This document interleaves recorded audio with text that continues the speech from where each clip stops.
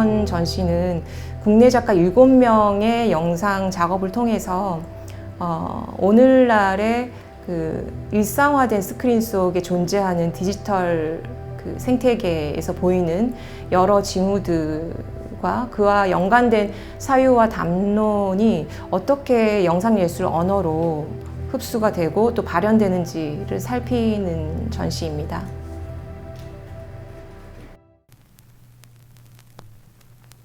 이 노래 뭐였지?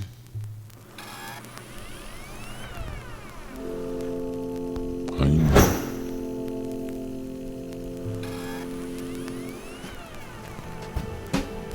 아닌데.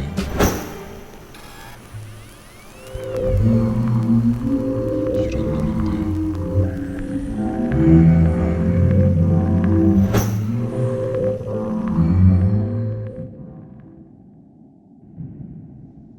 누가 불렀지?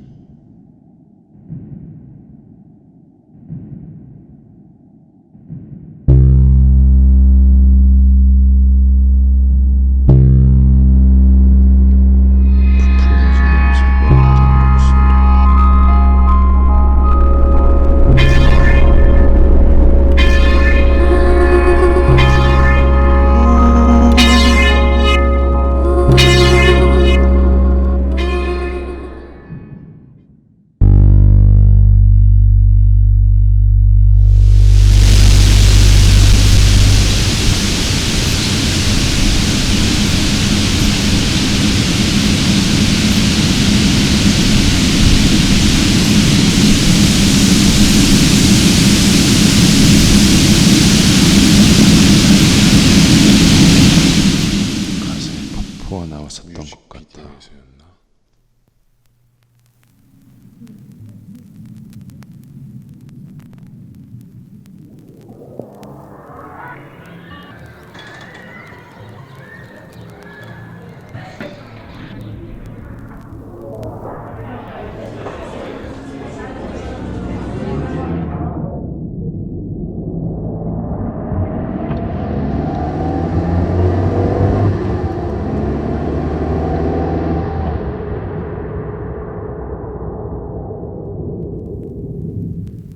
노래는 기억이 안 나는데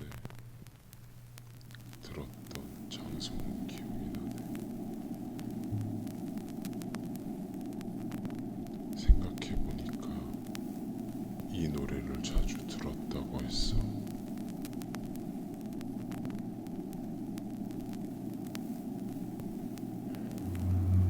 왜 그럴 때였지? 기억은 안 나는데 기분만큼은 생생한 거. 목과 가슴 사이에 껴있는 듯한 기분.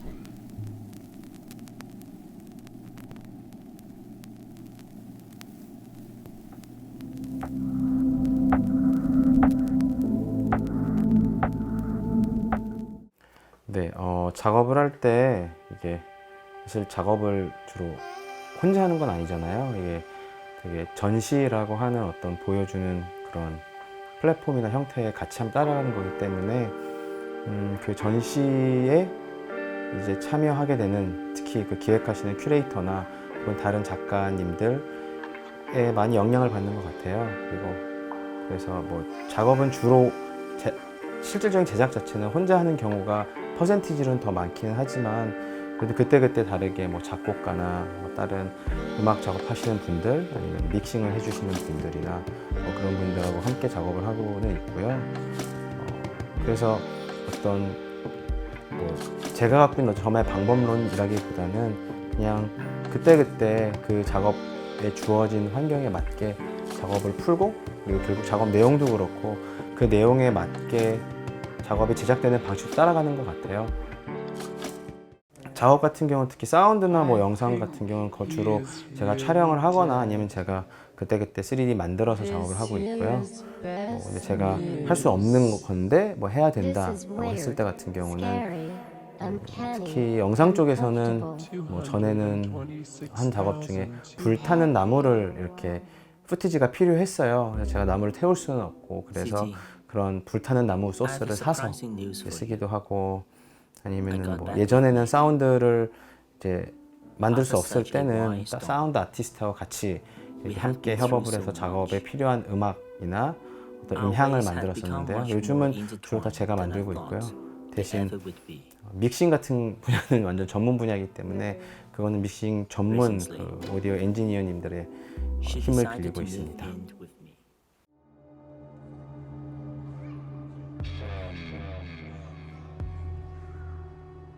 2018년 광주 비엔날레에서 그 김성우 큐레이터와 함께 만들었던 작품이고요.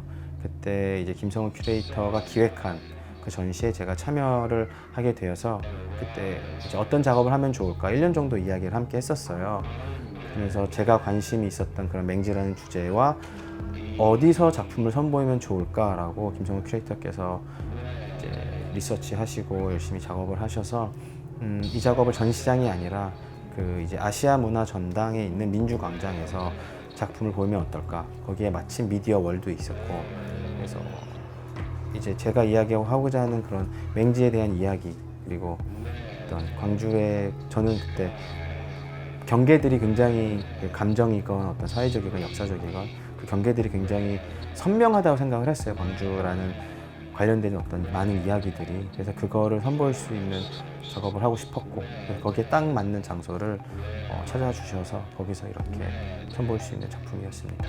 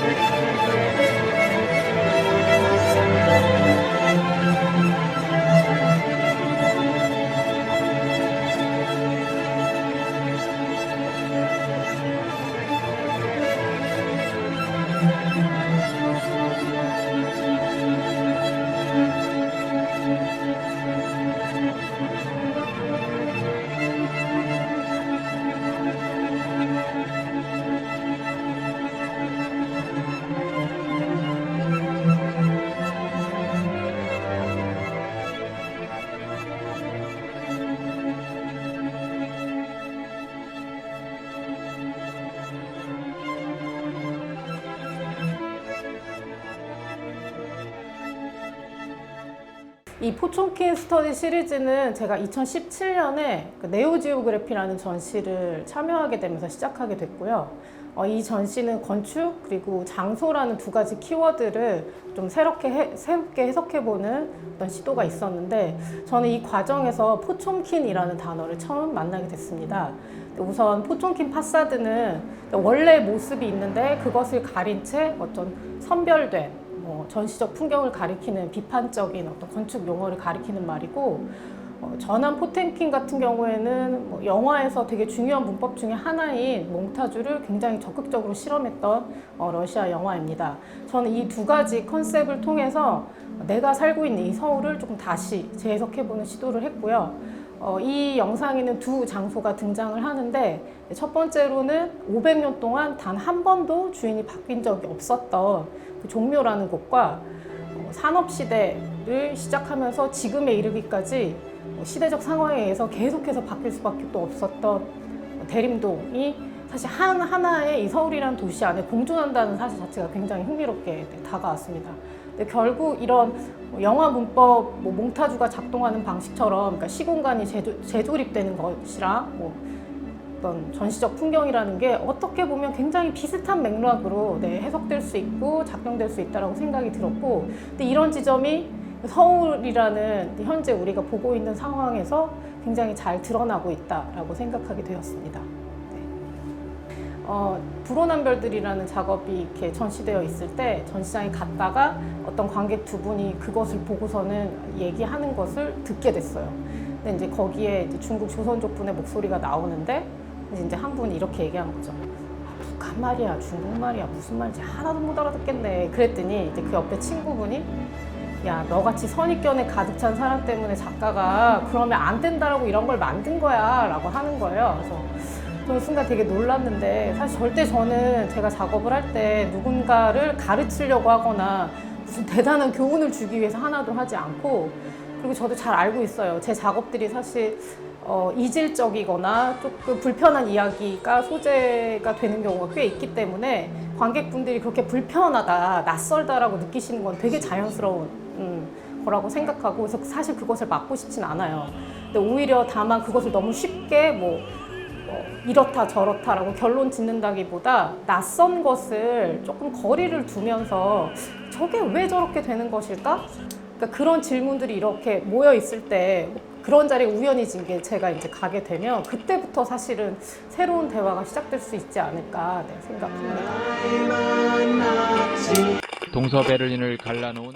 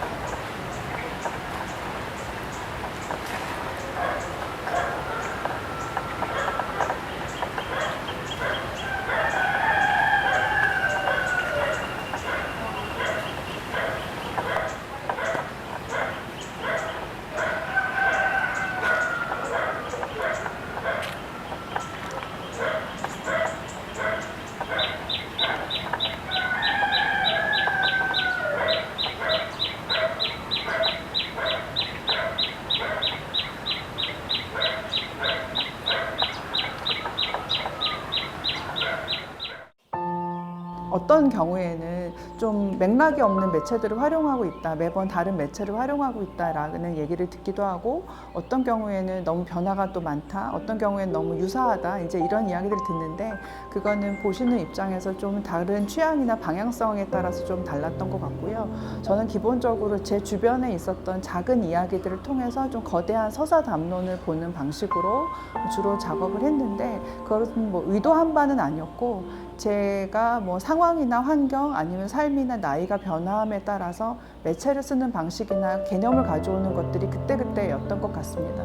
그래서 뭔가 어떤 분들은 뭐 정체성이면 정체성이다, 이런 일관된 주제를 가지고 쭉 탐구하신다는 분들도 있으신데, 저는 박성현이라고 하는 사람이 생각한 아이디어라면 그 자체가 하나의 카테고리를 만들 수 있다는 생각을 갖고 있어요. 그래서 매번 소재는 조금 다른 것처럼 보이지만 전체적으로는 개인의 역사를 조명해 보자. 예를 들면 우리가 거대한 정치사회 그 담론 안에서 이야기를 하다 보면 개인이 굉장히 하찮게 여겨지는 경우들이 있거든요.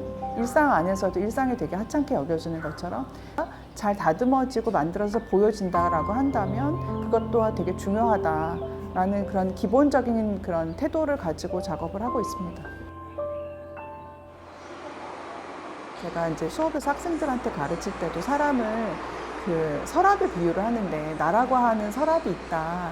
근데 필요에 따라서 첫 번째 서랍을 열기도 하고 이제 밑에 서랍을 열기도 해서 필요한 것들을 꺼내서 쓰는데, 제가 어떠한 관심사가 조금 더 쏠릴 때는 이제 첫 번째 서랍을 열기도 하고 두 번째 서랍을 열기도 한다. 이제 그런 식으로 이야기를 하는데, 그래서 학생들한테는 너가 관심 있는 거가 이번에 뭔지 모르겠지만 그만큼 서랍을 채울 만큼의 이야기를 갖고 있어야 된다라고 이야기를 하는데, 저도 올해 연도에는 아마 좀 개인적으로 부모님이 편찮으신 일이 있어가지고 그 이야기와 아니면 어떤 사람의 그 되게 인생의 덧없음, 많이 편찮으신 편이어가지고 지금, 그래서 그 뭔가 인생의 덧없음과 관련한 사람의 역사를 조금 정리하는 그런 작업으로 애니메이션 작업과 아니면 배우를 섭외하는 내레이션 작업이 들어갈 것 같은데요. 사실 내레이션 작업은 예전에 10년 전에도 배우를 섭외해서 작업을 했었는데, 그게 또 공간 안에서 또 어떻게 보여질지는 좀 모르겠어요. 코로나도 있고 그래서 그 작업을 보여드릴 예정이고, 그거보다 좀 더 확장해서는 이제 여기 뭐 매체가 접목이 된다든지 좀 이야기성이 좀 강한 좀 글 쓰는 거에 대한 좀 로망이 있어가지고 글을 쓰는 작업도 같이 병행을 하게 될 것 같습니다.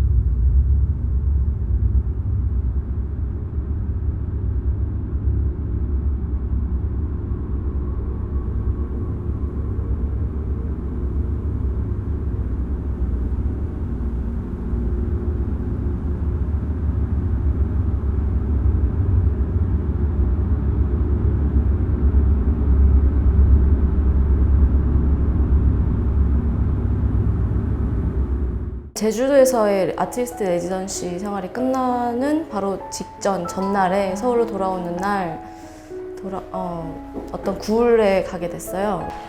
제주에 있는 많은 일제 진지 동굴 중에 하나였던 거고, 그리고 입구가 네모난 형태였었는데, 그 전에 들어가기 전에는 이제 굴을 봤을 때는 카메라에 뷰파인더를 보는 것 같은 느낌이 들었는데, 막상 그 안에 들어가서 동굴 밖을 보니까 스크린을 보는 것 같은 느낌을 받았는데, 그 순간에 이제 그간에 들었던 제주의 역사라든지 아직 해결되지 못한 많은 일들, 그리고 심지어 해결할 수조차 없을 것만 같은 그런 일들이 떠올랐는데, 그것들은 어떻게 보면은 제가 감당할 수 있는 부분이 아니라고 생각을 했기 때문에 마음 한켠에 그냥 밀어뒀던 부분들이거든요. 근데 오히려 그리고 또 한편으로는 그렇다면 카메라를 든 자로서 도대체 어떤 얘기를 할 수 있을까, 뭐 이런 고민들 사이에서 왔다 갔다 했던 시기였던 것 같아요, 그때는. 그래서 제대로 보여준다는 게 가능하긴 할까? 이런 생각이 그 굴 속에서 들었던 그런 날이었었습니다. 그 지점에서부터 이 작업이 시작된 것으로 기억을 해요.